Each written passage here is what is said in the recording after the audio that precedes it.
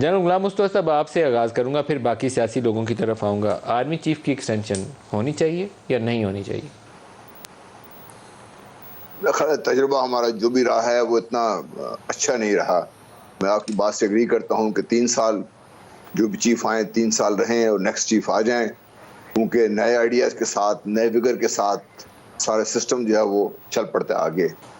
اور انلیس کوئی اتنی زیادہ کمپیلنگ سچویشن ہو جو اللہ کے فضل سے پاکستان میں گوشہ کوئی سے نہیں رہی، میرا خیال ہے کہ اپنے ٹائم پہ جو چیف آئیں وہ اپنے کام پورا کریں، گھر چلے جائیں اور نیکسٹ چیف آ جائیں۔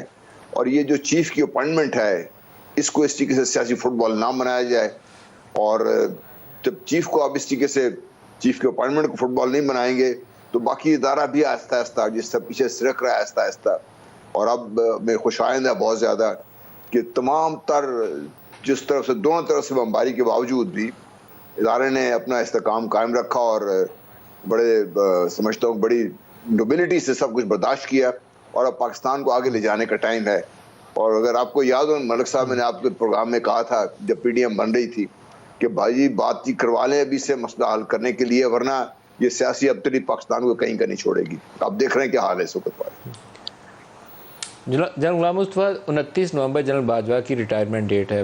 میں جرنلسٹ ہوں، مجھے بہت زیادہ باریکیوں کا پتہ نہیں ہے، لیکن میرے دل میں یہ بات آتی ہے کہ تعیناتی کے لیے نامزد جس کو آپ نے کرنا ہے، ایک سمری آئے گی وزارت دفاع سے، پرائم منسٹر کو انہیں نامزد کر دینا چاہیے، جس کی نامزدگی کے لیے سمری موو ہوتی ہے، 4 یا 6 یا 3 جتنے لوگوں کی آئے گی، اس میں سے پرائم منسٹر اپنی دانست میں جس کو سب سے بہتر جانیں گے اس کی تعیناتی کریں۔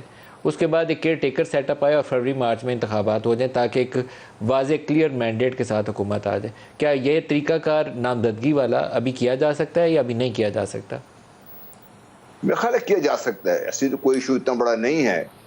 اگر آپ کو یاد ہو جب ناصر نواز کی نامزدگی ہوئی تھی تو تقریباً 3 مہینے پہلے نامزد ہو گئے تھے وہ، اور معاملات چلتے رہے تھے۔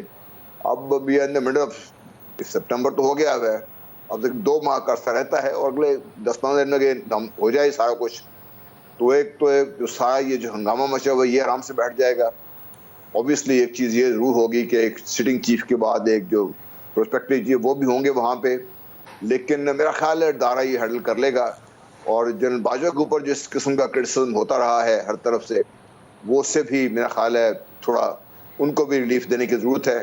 وہ دونوں طرف سے بہت بمباری ہوئی ہے ان کے اوپر۔ میں تو حیران ہوں کہ بڑی اسٹرانگ نرو کے آدمی ہیں، انہوں نے سب کچھ برداشت بھی کیا، اور اللہ کرے کہ باقی ادارہ بھی اس طرح سے چلتا رہے۔ میرا خیال ہو جائے تو اچھا ہے، الیکشن ہو جائیں ایک دفعہ تو کم از کم، یہ جو ہے نا یہ اونٹ کی طرح بیٹھ جائے، پھر جو بھی حکومت بنے ایک چیز ہم کر لیں کہ خدا کے لیے اس کو کام کرنے دیں۔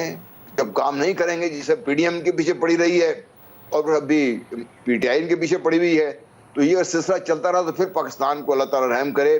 آلریڈی بہت نقصان ہم پہنچا چکے ہیں، اور اس سے زیادہ نقصان آپ سب سمجھتے ہیں کہ میں کیا بات کر رہا ہوں، اللہ تعالیٰ رحم کرے۔